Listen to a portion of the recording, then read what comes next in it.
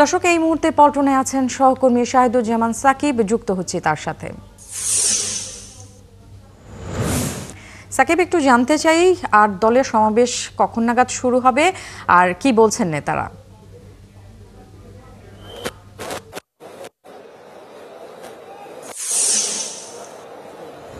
আনুষ্ঠানিকভাবে কোরআন তিলাওয়াতের মাধ্যমে কিন্তু এই ৮ দলের আজকের এই মহাসমাবেশ সেটি শুরু হয়েছে। এখন বক্তৃতা চলছে, অর্থাৎ যারা এই ৮ দলের যারা কেন্দ্রীয় নেতৃবৃন্দ রয়েছেন তারা ইতিমধ্যে মঞ্চে এসে উপস্থিত হয়েছেন। আমরা দেখছি যে জামায়াত ইসলামীর কেন্দ্রীয় সেক্রেটারি জেনারেল মিয়া গোলাম পরোয়ার, খেলাফত মজলিসের আমির আব্দুল বাসিত আজাদ সহ অন্যান্য দলগুলোর কেন্দ্রীয় নেতৃবৃন্দ কিন্তু ইতিমধ্যে এখানে এসে উপস্থিত হয়েছেন। আজকের এই সমাবেশে আরো উপস্থিত হবার কথা রয়েছে জামায়াতের আমির ডাক্তার শফিকুর রহমান, ইসলামী আন্দোলনের আমির সৈয়দ ফজলুল করিম সহ অন্য যে দলগুলো রয়েছে তাদের সকলের শীর্ষ নেতৃবৃন্দ এখানে উপস্থিত হবার কথা রয়েছে।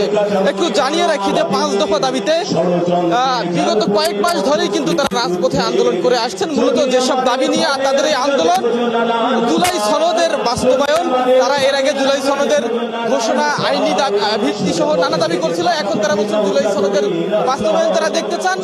লেভেল প্লেইং ফিল্ড, আগামী জাতীয় নির্বাচনের লেভেল প্লেইং ফিল্ড নিশ্চিত করা এবং জাতীয় নির্বাচনের আগে গণভোট, এই দাবি।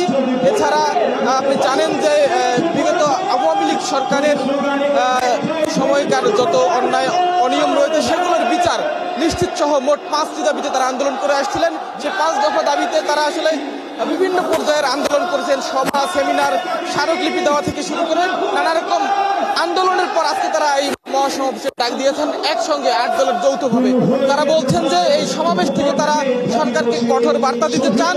তাদের যে দাবি, সরকার সেই দাবির প্রতি যদি সহানুভূতি না দেখায় তাহলে তারা আসলে নির্বাচনের আগে আরো কঠোর কোনো কর্মসূচির দিকে যেতে পারেন বলে ইতিমধ্যেই কিন্তু তারা ইঙ্গিত দিয়েছেন। গতকালকেও একটি সংবাদ সম্মেলন থেকে তেমন ইঙ্গিতই আমরা লক্ষ্য করেছি। আজকের এই সমাবেশ থেকে তারা আসলে কোন ধরনের বার্তা দিবেন কিংবা তাদের আসলে কোন ধরনের কর্মসূচি থাকবে সেসব হয়তো যারা নেতৃবৃন্দ রয়েছেন তাদের বক্তব্যের পরে জানা।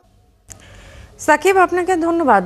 দর্শক, শাহিদুজ্জামান সাকিব আমাদেরকে পুরানো পল্টন থেকে জানাচ্ছিলেন যে 8 দলের ইসলামী দলগুলোর সমাবেশ, এই সমাবেশের সর্বশেষ অবস্থা এবং সেখান থেকে আন্দোলনের নতুন বার্তা দেওয়ার কথা রয়েছে। সেই বার্তা কি হবে নিশ্চয়ই তার মাধ্যমে আমরা পরবর্তী সংবাদে আপনাদেরকে জানাতে পারবো।